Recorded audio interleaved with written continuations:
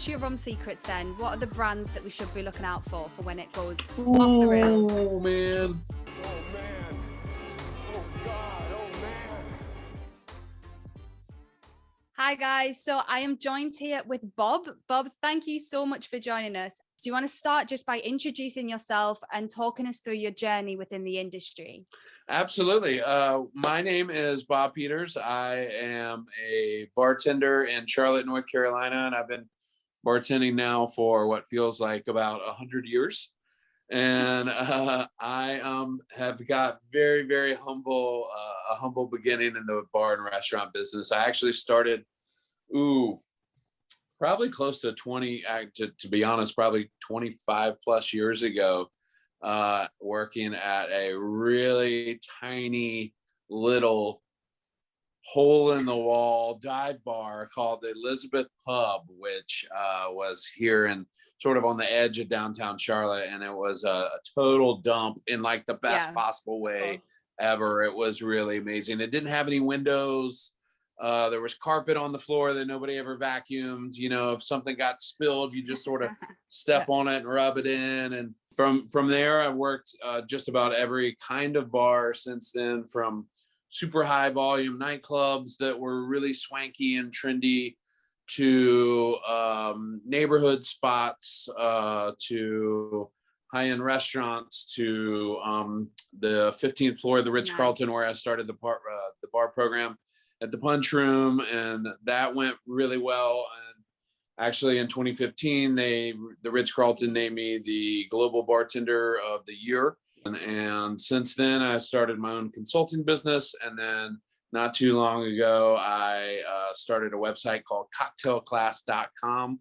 And then as of this morning, again, lots of coffee and hanging out with you guys. Love that. There's so much there that we need to talk about. The main thing that you mentioned is your cocktailclass.com. So we may as well jump straight into that. Do you want to introduce it and talk us through what it's about?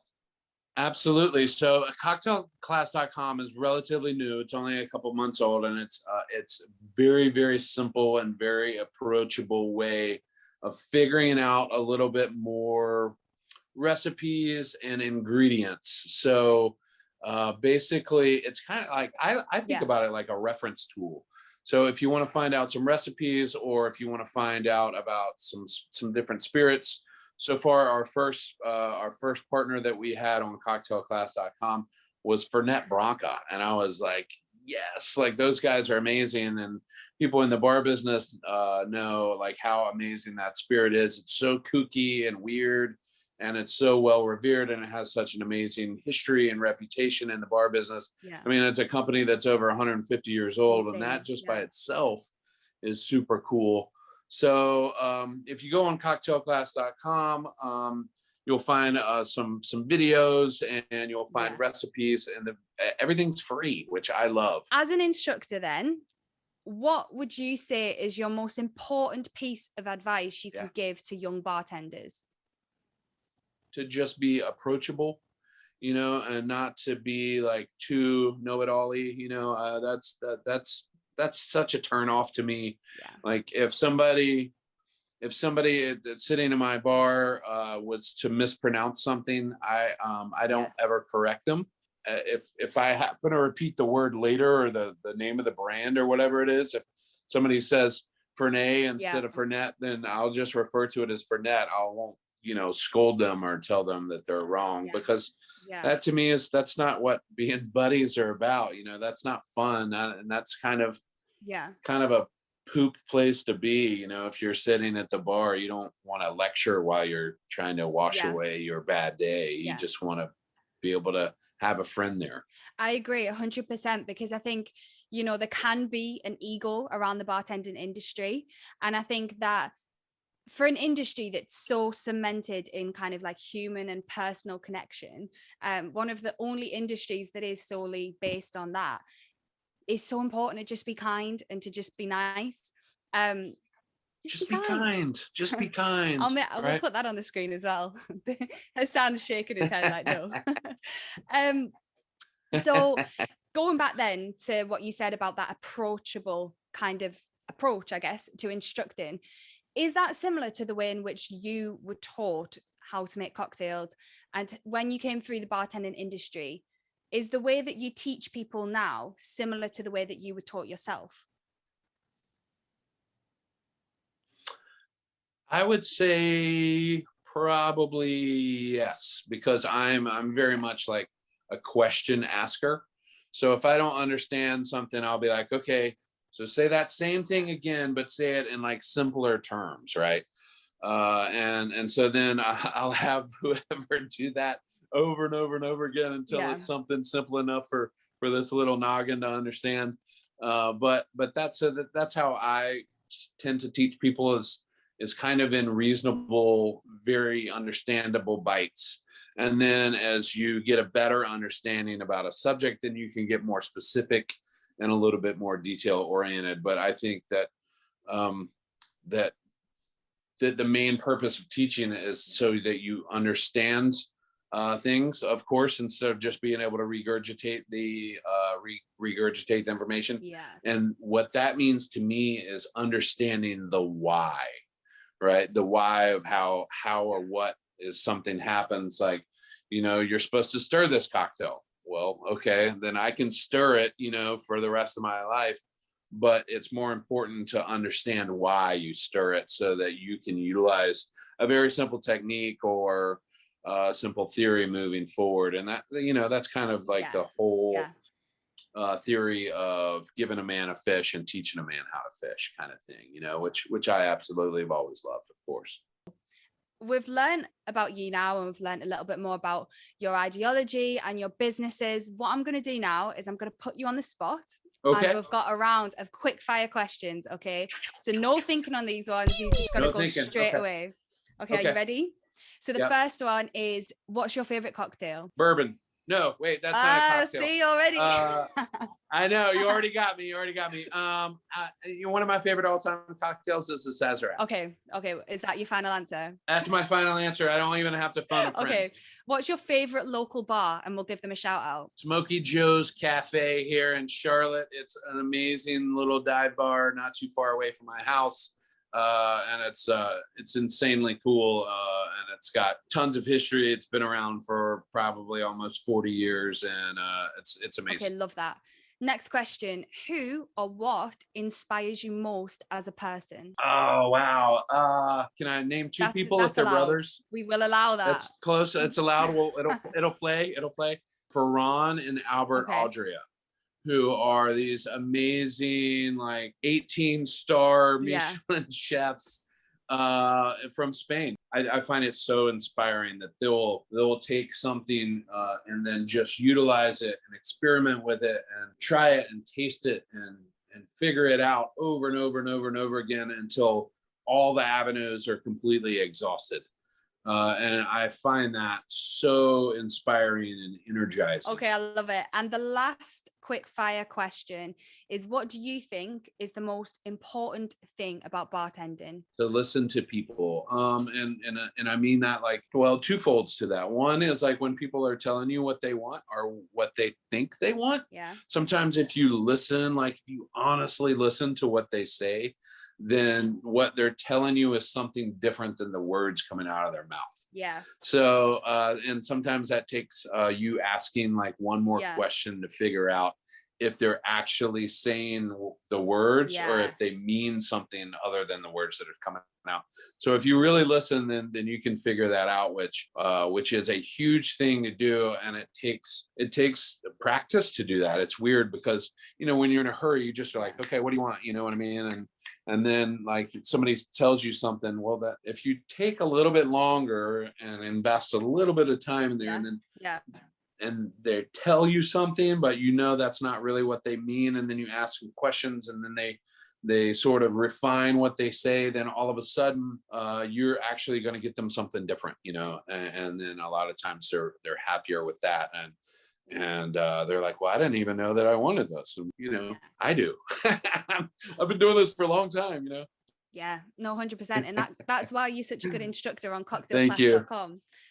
Give that another shout out. Okay, so the last thing that we want to do with you is we want to play our game, which is called Poppin or Droppin.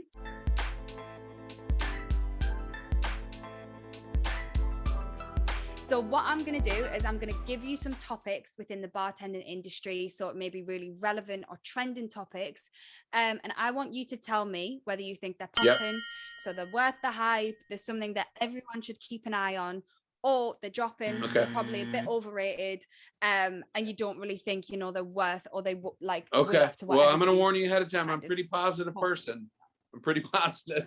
I think most, you know, I like most we'll things. see like how it goes. Okay, go ahead. Okay, we'll see if that runs true. So the first topic we've got for you is social media. When used correctly, popping.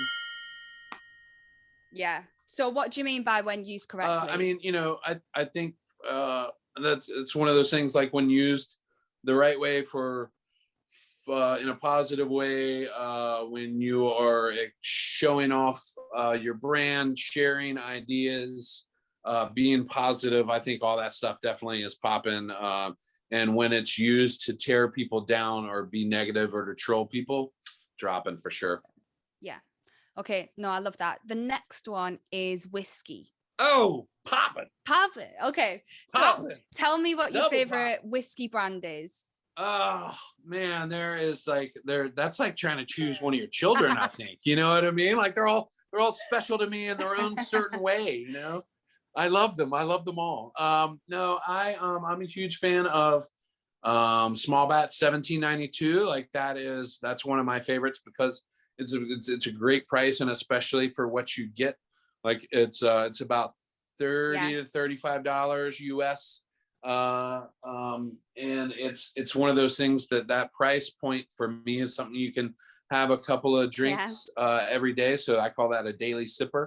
I love all the stuff that Whistle Pig's doing right now. I love those guys. Another really interesting one is Blackened that the Metallica guys came out with, and I thought for sure that was not going to be any good, but I've got to admit, I really, really, really like it. So those are just to name a few. I mean, there's all kinds of crazy stuff. Like there's a really fun one that's come out that's called Chicken Cock. I mean, that is like I know, and it's delicious. That's a lot of fun. We got a bunch of stuff. There's Angel's Envy Rye that was finished in rum cast that to me tastes like cotton candy. Like it's delicious. Like there's all this really fun stuff. Yeah. Well, come on over to the garage bar. Look, I got a seat for you. Is that an invitation? Yes. That's it. One thing that you're talking about there that I just want to pick up on, because I feel like it's a topic within itself, is premium drinks versus affordable drinks. What do you feel about that? Yes. Well, I think that there's a time and a place for everything. Okay, so getting back to like being reasonable in small bites of information that you can sort of that I can comprehend, right? So most people can relate to this, like a bottle of wine, right? Like a bottle of wine. When you spend $10 on a bottle of wine at the grocery store, and it's you know, you're like, okay, it's $10, right? I get it. But then if you spend $100 on a bottle of wine, you know, like there's better be good. Yeah. You know, so if one of your friends comes over for dinner and brings $100 bottle of wine, you know, are they like the smartest person in the whole world? Not exactly. They just spent a bunch of money on a bottle of wine. You know, it better be good. It was $100. But if somebody brings over, you know, a $15 bottle and it's like almost as good as that $100 bottle, you're like, that dude knows his stuff, man. That guy's amazing. So that's kind of where I fall in sort of the premium everyday sort of range. Is you got to do your research to find the stuff that's not expensive, that's really, really, really good. Because if you spend a bunch of money on it, it better be good. Yeah, it's about managing the expectation, isn't it? Absolutely. Okay, so the next one, because this one can be quite a controversial topic within the bar industry. We've spoke to a few people who felt quite confused about this or quite critical, and it's bar rankings. So obviously you've got like the Bar World 100 and you've got the top 50 bars as well. How do you feel about those rankings? That's tough, man. I think that I might slide toward the Droppin side maybe because I think sometimes people put too much stock into that, because at the end of the day, you know, all of these things are just opinions. You know, if you say this cocktail is better than that one, that's your opinion, you know, and I think that we've got to take all of that stuff kind of with a Yeah. grain of salt, you know, and understand that rankings and all of those things, as fun as they can be, you know, at certain times, that it all comes down to opinion. So I'm kind of on the Droppin Yeah. side of that. I like your honesty there. Not all Yeah. positivities, but Right. I know that one's hard. it's That was good to hard. have These that are level tougher of than I thought. honesty. 100%. So the last one then is rum. How do you feel about rum? Oh, popping. I mean, you know, again, you know, like I think it's great. I think rum is going to make a huge comeback. Some people are going to be like, Bob, Yeah. it never went anywhere. Tell us your rum secrets then. What are the brands that we should be looking out for when it goes off the rails? Oh man. Oh man. Oh God. Oh man. Well, there's a rum distillery right outside of Charlotte that I really love. It's called the Muddy Rivers Distillery. You know, it's not exactly classified as a rum, but I love Kachaka, of course. Oh, there's another semi-local distillery here to Charlotte on the Outer Banks, which is on the far east of North Carolina on the Atlantic coast, in the Outer Banks, called the Kill Devil Hills Rum, and they're doing some super cool stuff. And like typically, I'm not a huge fan of like flavored stuff, like Yeah. flavored vodkas or flavored whatever, but they make a pecan honey rum that'll make your toes curl. It is fantastic, man. That It's sounds so good. insane. Yeah. The Really. last thing that I want from you then is obviously popping or dropping, and the whole concept of what's popping is all about what's trending, what's relevant within the industry, and what people should be paying attention to. So, what's one thing that you think people should be paying more attention to in the industry? I think people should be paying attention to technology. I've thought a lot about this. You know, Yeah. it's kind of scary, sort of Terminator scary. You know, like the rise of AI and all that stuff. You know, and you know your conspiracy theories start to come in, and then you're like, oh my That's god, the I'm gonna lose tagline my of this job to interview. robot. You know, and the first Yeah. one that I saw was the robot on the cruise ships or something. You know, and I think that's kind of the difference in between like going to a restaurant where you're sitting down and having dinner, Yeah. as opposed to like ordering a candy bar at the Yeah. vending machine.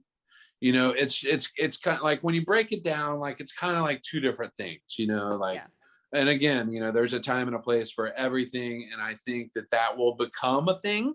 I think that there will be places like that. But I think that also, you know, if you go somewhere for like an Yeah. experience, you know, like I can go to McDonald's and grab a burger, you know, but you don't go that for the experience. You know, you go to a nice restaurant where you sit Yeah. down, Yeah. and you have face-to-face interaction, and like there's a joy in good service. You know, there's a joy in good service, like, and like it's so rewarding. And like when somebody cares for you, you know, and like puts love into their actions and what they do and their intentions for you, and their care and understanding for everything, then that helps you too, you know. And that gets back to like us wanting to be somewhere and make you feel special, you know. And you just don't get that from Yeah. a vending Yeah. machine. Yeah. So thank you so much for joining us. It's been a pleasure having you on the show. And it's been Thank you great guys for seeing your having home me. bar as well. That is such a cool home bar. I can't believe still that that's in your garage. Yeah. So you guys, here's another tag. You guys can follow me on Instagram at Bob_Peters. You can follow the Garage Bar at Garage Bar CLT. Cocktail Class is Cocktail Class.